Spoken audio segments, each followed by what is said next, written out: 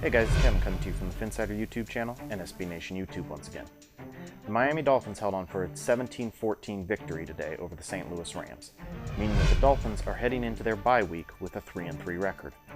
The game was not always pretty, including several of referee Gene Sterator's calls, but in the end, the W is what counts. Rookie quarterback Ryan Tannehill had his best game of the season today, passing for 185 yards on 21 for 29 throws. He had 2 touchdowns and no interceptions, his second straight game with no interceptions, and his first career multiple touchdown pass game.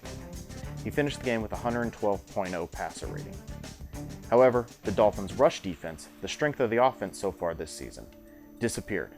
Reggie Bush carried the ball 12 times for a grand total of 17 yards, and he was the only running back to carry the ball today. Second-year rusher Daniel Thomas was out with a concussion he suffered last week, and rookie Lamar Miller was nowhere to be found on offense today. However, the team stepped up down the stretch and held off the attack from the Rams, despite giving up 462 total yards, compared to Miami's 192 yards on just 49 plays.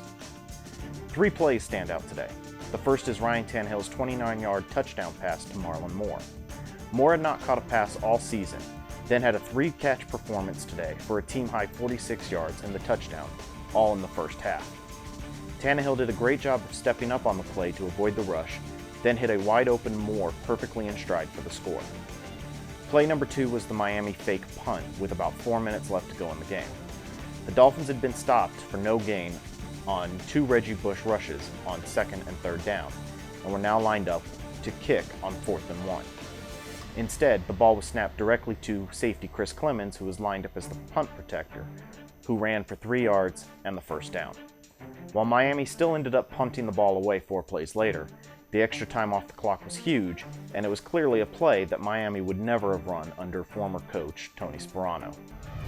The final play to remember today was the sack by Olivier Vernon with 4 seconds left in the game. The Rams were driving and looked to be well within rookie kicker Greg Zuerlein's range to tie the score when Vernon broke out his second sack on the day. For a guy who left the game earlier with an ankle sprain, Vernon easily moved behind the offensive line and brought down Sam Bradford for a 3-yard loss. The sack pushed the Rams back and forced them to kick a 66-yard field goal, which Zuerlein pushed wide left, his 3rd straight miss after making 15 straight kicks to start his career. Time ran out on the kick, and the Dolphins came away with the win.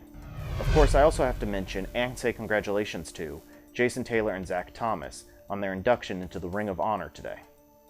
The Dolphins now have 2 weeks to get ready to face the New York Jets for the 2nd time this season. The Dolphins lost to their division rivals in Miami 3 weeks ago and will be looking for revenge.